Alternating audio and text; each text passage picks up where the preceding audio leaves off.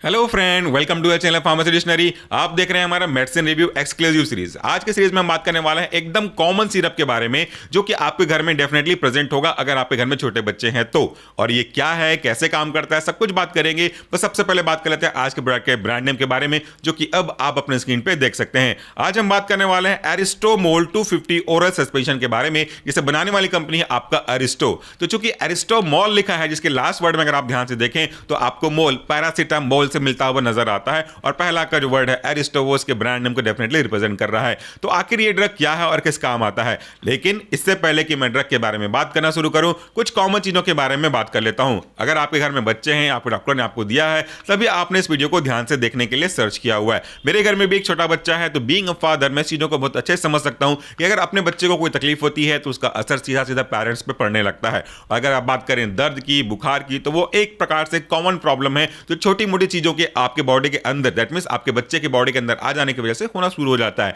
चाहे आप उसे अपने डॉक्टर के पास वैक्सीन लगाने के लिए लेके जाएं, तो वैक्सीन लगने के बाद कभी कभी कई बच्चों को बुखार आ जाता है, तो डॉक्टर उसको बोलते हैं कि वैक्सीन लगाने के बाद अगर बुखार आता है या फिर दर्द में वो रोता है तो आप पैरासिटामोल का ये ml उसको अपने बॉडी के वेट के हिसाब से दे दीजिएगा। अगर आपका बच्चा खेलता खेलता थक जाता है और पैर में दर्द होने लगता है, रोने लगता है, तो भी आपके डॉक्टर आपको सलाह देते हैं कि पैरासिटामोल का इतना ml आप दे सकते हैं।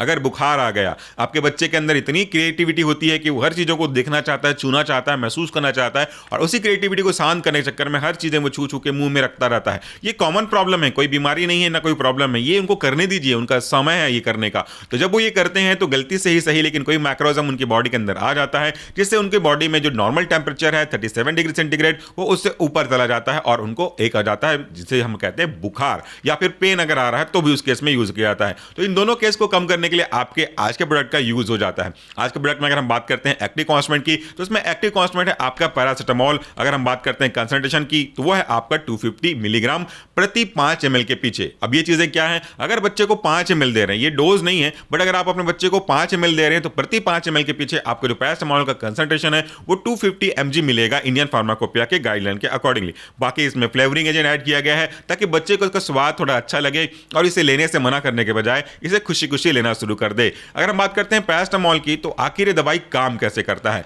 पैरासिटामोल बिलोंग करता है एक ऐसी कैटेगरी को जिसे हम कहते हैं NSAID, जिसका फुल फॉर्म होता है non steroidal anti inflammatory drug, यानी कि ऐसे ड्रग जिसके अंदर मुख्य रूप से 3 तरह की प्रॉपर्टी पाई जाती है: इन्फ्लेमेशन को कम करने की, आपके पेन को कम करने की, और आपके फीवर को कम करने की। इस NSAID कैटेगरी के अंदर अगर हम सब क्लासेस के बारे में बात करें तो मुख्य रूप से 3 और टोटल 4 क्लासिफिकेशन होता है। सबसे पहला क्लास होता है नॉन सेलेक्टिव कॉक्स इनहिबिटर, दूसरा क्लास होता है प्रेफरेंशियल कॉक्स 2 इनहिबिटर, तीसरा क्लास होता है सेलेक्टिव कॉक्स 2 इनहिबिटर, और चौथा क्लास जो कि हमारे आज के काम का है वह है आपका स्ट्रॉन्ग एंटीपायरेटिक, माइल्ड एनाल्जेसिक और वीकर एंटी इंफ्लेमेटरी ड्रग। इस कैटेगरी के अंदर का एग्जांपल आता है आपका पैरासिटामोल, यानी कि पैरासिटामोल एक ऐसा ड्रग है जो बुखार को काफी अच्छे तरीके से कम करने का काम करता है, और अगर हल्का फुल्का दर्द है बॉडी में तो उसको भी मैनेज करने का काम करेगा, लेकिन इन्फ्लेमेशन के केस में अकेले बहुत अधिक अच्छे तरीके से काम नहीं करता है। तो जब कभी भी आपके बच्चे किसी ऐसे व्यक्ति के कांटेक्ट में आते हैं जिनको इन्फेक्शन है, या किसी ऐसे ऑब्जेक्ट के कांटेक्ट में आते हैं जिनमें कोई इन्फेक्शियस एजेंट प्रेजेंट है,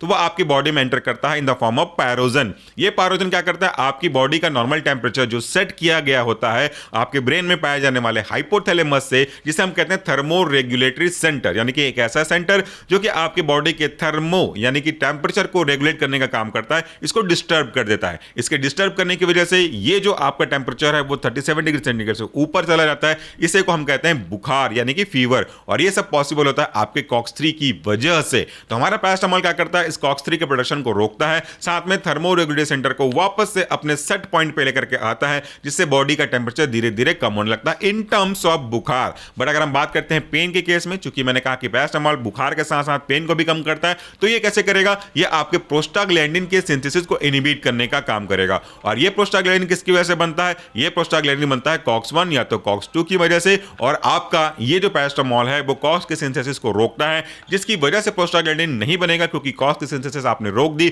तो प्रोस्टाग्लैंडिन नहीं बनेगा तो पेन भी नहीं होगा।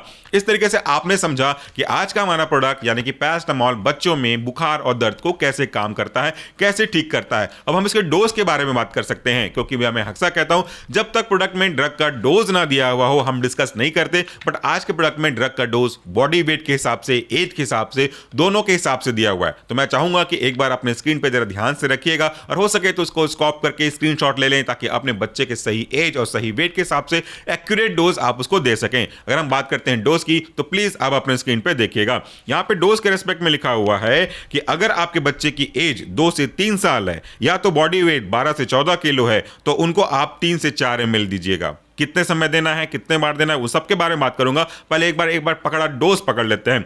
अगर बच्चे की एज 3 से 6 साल है और बॉडी वेट 14 से 20 किलो है तो उसे आप 4 से 6 ml दे सकते हैं। बच्चे की बॉडी वेट अगर आपका 20 से 25 kg और एज 6 to 8 ईयर है तो उन्हें आप 6 से 7 ml दीजिएगा। बच्चे की एज अगर 8 से 10 साल है और उनका बॉडी वेट 25 से 32 है तो 7 से 9 ml आप दे सकते हैं। और अगर बच्चे की एज 10 से 12 साल है, बॉडी वेट 32 से 40 किलोग्राम के आसपास है तो उसे 9 से 12 ml दे सकते हैं। अब ये तो बात हो गई डोज की। अब हम बात करते हैं फ्रीक्वेंसी यानी कि ड्यूरेशन की। तो किसी भी केस में आप इसे दिन में 3 से 4 बार ही दीजिएगा, या तो अपने डॉक्टर की सलाह पे दीजिए। मैक्सिमम इससे ज्यादा एक्सीड नहीं करिएगा। एक ड्रग को देने के बाद यानी कि एक बार आपने दवाई दिया और दूसरी बार आप दवाई देना चाहते हैं तो एक से दूसरे के बीच में कम से कम आपको 4 घंटे का गैप रखना होगा। मैक्सिमम डोज जो है वो 60 mg पर kg बॉडी वेट होना चाहिए in divided dose in 24 hours. विशेष ध्यान रखिएगा, कभी भी मैक्सिमम डोज जो 60 mg पर kg के हिसाब से, kg के हिसाब से हम बात कर रहे हैं ना, ओवरऑल की बात नहीं कर रहे, पर kg के हिसाब से आपको इससे ऊपर कभी भी एक्सीड नहीं करना है। अगर आप देखें इसके पीछे में तो एक वार्निंग लिखा हुआ है, taking more than the daily dose may cause serious liver injury, allergic reaction जिसके अंदर swelling of the face, mouth, throat या फिर डिफिकल्टी इन ब्रीदिंग आ सकता है। और ये एक ऐसा प्रोडक्ट है जो एक उतने समय तक लेना चाहिए जितने समय तक आपको उसके डॉक्टर ने सलाह दिया हुआ है लेने की। पैरासिटामोल भले ओटीसी प्रोडक्ट है बट ज्यादा यूज करना भी अच्छा नहीं होता। तो आज के वीडियो के लिए इतना ही। Thank you so much for watching this video. नमस्कार, टेक केयर।